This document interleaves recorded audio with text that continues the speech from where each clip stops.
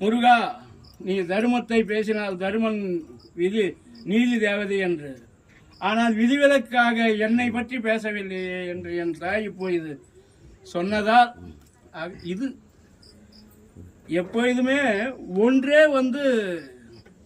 பெரியதென்று நிற்காது. தெய்வங்களிலும் அது இல்லை. ஆனால் உங்களிடத்தில் ஏன் இருக்கிறது? இந்த உலகத்திலே ஏன் முளைத்து வருகிறது? அதெல்லாம் தெரிகிறது. என்ன பக்தி இருக்கிறதோ, என்ன உள்ளங்களோ, என்ன மானிடர்களோ, என்ன வாழ்க்கை படலமோ ஒன்றுமே புரியவில்லை. தெய்வத்தின் இடத்திலே உங்கள் நீதிகளை வைத்து பார்த்தால் ஒன்றுமே இல்லை. பலன்கள் மாத்திரம் எவ்விதமாக பெற்றுவிட வேண்டும்? பெற இயலாது.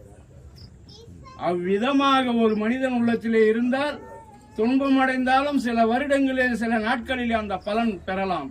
அது இல்லையே என்றால் பல வருடங்கள் ஆனாலும் சில பலன்களை பெற இயலாது. ஏனென்றால் நீங்கள் மீண்டும் என்னை கேள்வி கேட்கக்கூடாது என்பதற்காக பொதுவாக நீதியின் கருத்து, தர்மனுடைய கருத்துக்களை நான் சொல்லி வருகிறேன். அன்று பந்தயம் ஆடும் போது தர்மன் அதையும் தாங்கிக் கொண்டான். அதுபோல் ஒரு மனிதன் தாங்கி வருவானேயானால் நிச்சயம் தெய்வம் துணை அவனுக்கு, அவனுடைய கோரிக்கை நிச்சயம் வெற்றி பெறும்.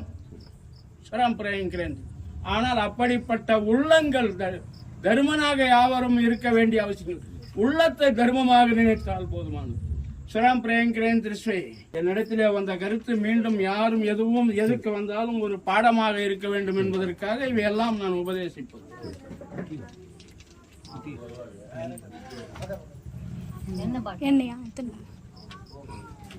நான் சர்வம் தரையாமி பாலகா.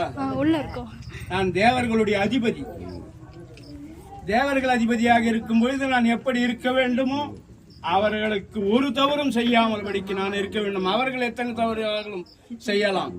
துணை தேவதைகள், பெரியோர்கள், அவர்கள் சில கால சக்கரத்தில் உள்பட்டு அவர்கள் செய்தாலும் அதை நான் கேட்க இயலாது. ஆனால் நான் செய்யக்கூடாது. எப்பொழுது நான் அதிபதியாக நின்றேனோ என்னிடத்திலே தவறுகள் யாரும் சுற்றி காட்டக்கூடாது. அண்ட சராசரங்களிலே சுற்றி காட்டக்கூடாது. அது நானே அனைவருக்கும் உள்பட்டு இருக்கிறேன் என்றால் நீங்கள் எல்லாம் எம்மாத்தம். ஸ்வரம் பிரயங்கிறேன் திருஸ்வை. ஆமா, சற்று நேரம் வந்து விட்டேனே.